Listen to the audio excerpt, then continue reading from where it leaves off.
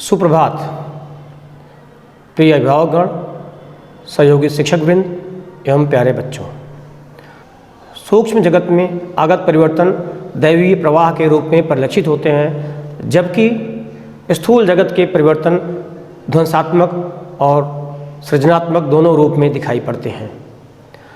Corona संक्रमण भी उसी श्रृंखला की एक कड़ी है। इन्हीं तीव्रगामी परिवर्तनों की विचार वीथियों में विचरण करते हुए समय तीव्र गति से व्यतीत होता जा रहा है।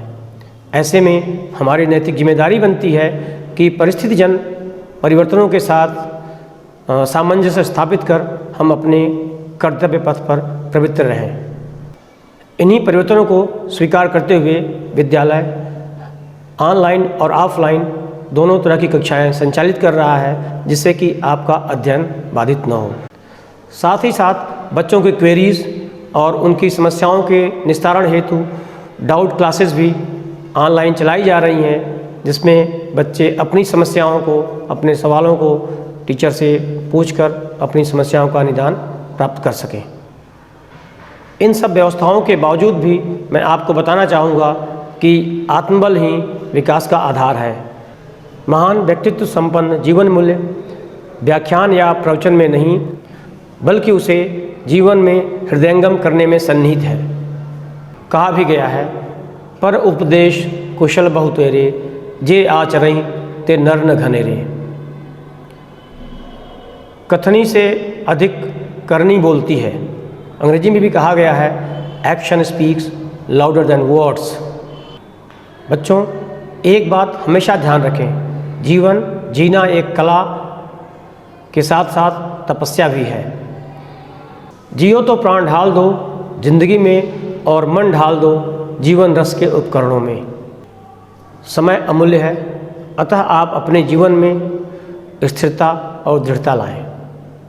जो आश्रित जीवन जीते हैं वह परिस्थितिजन परिवर्तनों के प्रवाह में बह जाते हैं, परंतु जो समस्याओं जैसी उत्ताल तरंगों का सामना करते हुए अपने कर्तव्य पथ पर प्रवृत्त रहते हैं, वही विजयी होते हैं।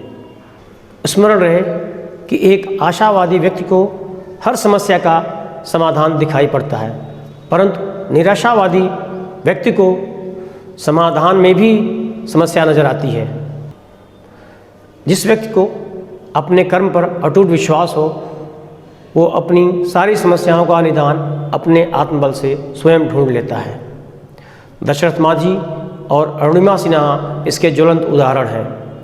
दशरथ मांझी ने पहाड़ों का सीना चीरकर रास्ता बना लिया, जबकि अरुणिमा सिन्हा ने विकलांग होते हुए भी एवरेस्ट को फतह करने में सफल रहीं। सुख और दुख तो मानव जीवन में अविच्छिन्न रूप से जुड़े हुए हैं। जो व्यक्ति कठिन से कठिन समय में अपने आत्मबल का आश्रय लेते हैं, वे दुष्कर से दुष्कर कार्य भी सहजतापूर्वक संपन्न कर लेते हैं।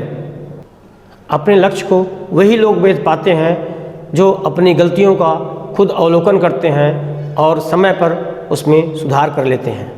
आत्मबल का धनी व्यक्ति किसी भी भीषण या भयावह परिस्थिति के भय से भी भयभीत नहीं होता है, क्योंकि उसे पता होता है कि कैसे दूसरों के लिए दिए जलाकर अपने रास्ते का भी अंधकार दूर किया जा सकता है।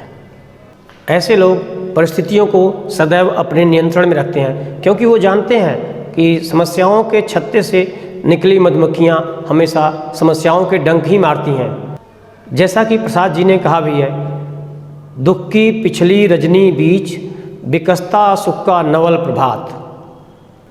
यही सृष्टि का नियम भी है। हमें परिस्थितियों से हताश, निराश या उदास नहीं होना चाहिए।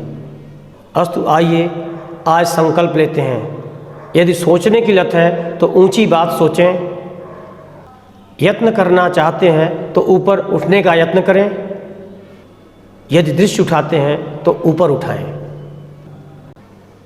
सारांश यही है कि आप अपने जीवन का रुख नित्य प्रगति की ओर रखें। धन्यवाद।